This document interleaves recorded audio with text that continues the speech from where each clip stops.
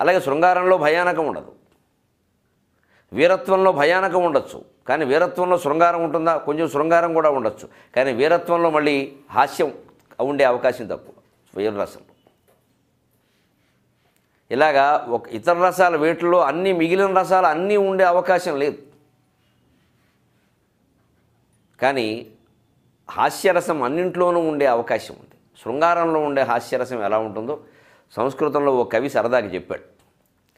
లక్ష్మీదేవి శ్రీమన్నారాయణమూర్తి ఇద్దరూ వైకుంఠంలో సరస సల్లాపాల్లో మునిగి ఉన్నారు. ఇక వివరాలు చెప్పక్కర్లేదు.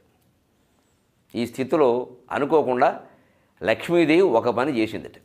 విపరీతరతం లక్ష్మీ బ్రహ్మాణం నాభికమలస్థం దృష్ట్వా, విపరీతరతం లక్ష్మీ బ్రహ్మాణం నాభికమలస్థం దృష్ట్వా హరేర్దక్షిణనయనం రసాకుల జడితి స్థగయతి. హరేర్దక్షిణనయనం రసాకుల జడితి స్థగయతి.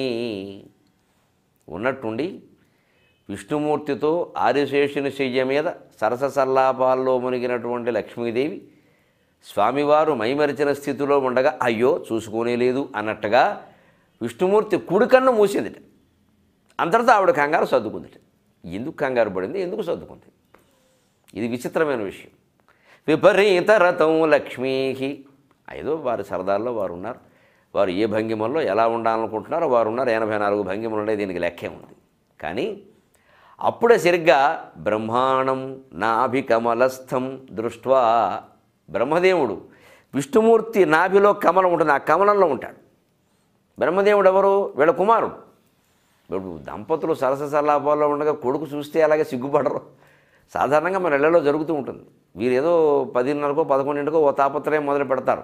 అప్పుడు కొడుకు లేస్తాడు పడుకునేవాడు. మరి అలాగని వీరు భావస్థితిని అదుపులో పెట్టుకోలేరు. అందుకని ఏం చేస్తారు, ఒక తోపటే కప్పేస్తారు, లేకపోతే ఇలా కాసేపు జోకొట్టేస్తారు. సరిగ్గా మన సంసారాల్లో ఉండేది తీసుకెళ్ళి అక్కడ అంటకడతారని చెప్పాను కదా. వాళ్ళ సంసారాలంత ఉన్నతంగా మనం ఉండలేము, కానీ మన సంసారాల స్థాయికి వాళ్ళ సంసారాన్ని తీసుకురాగలం. అప్పుడే హాస్యం పుడుతుంది. అందుకని లక్ష్మీదేవి చూసింది, అయ్యో అయ్యో ఏమిటో కొడుకు చూస్తుండగానే, బ్రహ్మదేవుడు కొడుకే కదా, కొడుకు చూస్తుండగానే ఇలా ఏమిటో తల్లి తండ్రి మేము పెద్దవాళ్ళం ఏమనుకుంటాడో కూడా, అబ్బాయి చెడిపోతాడు అని బ్రహ్మాండం నాభికమలస్థం దృష్ట్వా, ఆ కమలం ఇలా వికసించి ఉంది, అందులో బ్రహ్మదేవుడు కూర్చున్నాడు. మరి ఆ వయసులో చిన్న కుర్రాడైనా ఎవరైనా దృష్టి ఇలా ఉంటుంది కొంచెం. మరి ఎందుకంటే ఆయన కొంచెం వయసు పెద్దది అవుతుంది, మరీ చిన్నపిల్లడు కాదు, కాస్త అర్థమయ్యే స్థాయి. అందుకని ఆయన చూసేస్తున్నట్టు, ఆయన చూసేస్తున్నాడని చెప్పేసి విష్ణుమూర్తి సిగ్గుపడట్లా. ఎందుకంటే మొగాడి పరిస్థితి అలాగే ఉంటుంది, తర్వాత చూద్దామంటాడు అంతే. కానీ ఎంతైనా ఆడదు కదా, కొంచెం ఆవిడ కొంచెం సిగ్గు ఎక్కువ, అందుకని ఊరుకోండి మధ్యలేదు ఏమిటి ఏమన్నా అని తెలివిగా ఓ పని చేసిన భర్తనే నివారించకుండా, ఎందుకంటే మధ్యలో అదుపులో పెట్టే వ్యవహారం కాదు, అది పద్ధతి కాదు, శృంగారానికి అది విరుద్ధం.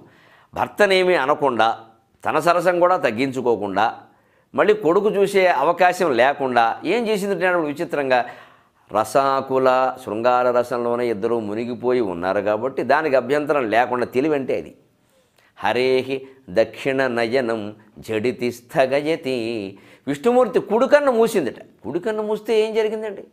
ఇప్పుడు బ్రహ్మదేవుడు చూస్తున్నాడు, ఆయన చూడకుండా చేయాలంటే ఈయన కుడికన్ను మూయడం, ఆయన 2 కళ్ళు మూయాలి. కానీ తెలివి ఏమిటంటే ఇక్కడ విష్ణువు యొక్క నయనాలు 2 ఏమిటయ్యా, సరిగ్గా సూర్యచంద్రుల్నే స్వామి యొక్క నయనాలుగా పేర్కొంటారు. విష్ణువుకైనా అంతే, శివుడికైనా అంతే. విష్ణువు యొక్క 2 కళ్ళు, ఒకటి సూర్యుడు ఒకటి చంద్రుడు. వాటి వల్లనే మనకి సూర్యోదయం చంద్రోదయం అవుతుందని శాస్త్రములు పేర్కొన్నాయి. మరి శివుడికి 3 కళ్ళు ఉంటాయి కదా, వందే సూర్య శశాంక వన్య నయనం, 3వ నయనాన్ని అగ్నిగా చెప్పారు. ఎలాగో అందులో ఉండేది మంటే. శివుడికి 3 కళ్ళు ఉంటాయి కాబట్టి 3వ నయనం అగ్ని. విష్ణువుకి 2 కళ్ళే ఉంటాయి కాబట్టి ఒక నయనం సూర్యుడు, 2వ నయనం చంద్రుడు. అందులో సాధారణంగా సూర్యచంద్రుడు కుడి ఎడమలు, అంచేత కుడికన్ను సూర్యుడు. అందుకే కవి చాలా ఔచిత్యంగా దక్షిణ నయనము స్థగయింది, కుడికన్ను మూసిందట. కుడికన్ను మూస్తే ఏమైంది, సూర్యకాంతి ఆగిపోయింది. సూర్యకాంతి ఆగిపోతే ఏం జరుగుతుంది, పద్మం ముడుచుకుంటుంది. పద్మం ముడుచుకుంటే ఏమవుతుంది, పద్మంలో ఉన్న బ్రహ్మదేవుడి మీద దొప్పడే కప్పినట్టు అవుతుంది.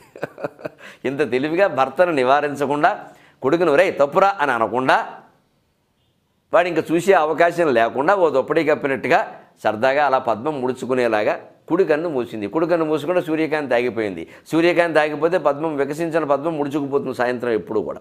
ఒక్కోసారి మన కవులు చమత్కారంగా చెబుతారు, పద్మంలో 9 ప్రవేశించాయి మకరందాన్ని ఆస్వాదిస్తూ, అనుకోకుండా అది సాయంత్రం ముడుచుకుపోవడం వల్ల, అప్పటికి 9 గ్రహించకపోవడం వల్ల ఆ తుమ్మెదలు పద్మంలోనే ఉండిపోయినాయి అని చెప్పిన సందర్భాలు ఉన్నాయి. మళ్ళీ పొద్దున్నే ఆ తుమ్మెదలు అలా పద్మం ఇలా సూర్యకాంతికి విచ్చుకోగానే దడ్ దడ్ దడ్ దడ తుపాకీ గుళ్ళులా బయటకు వచ్చాయని చెబుతాడు ఆముక్తమాల్యదలో కృష్ణదేవరాయలు.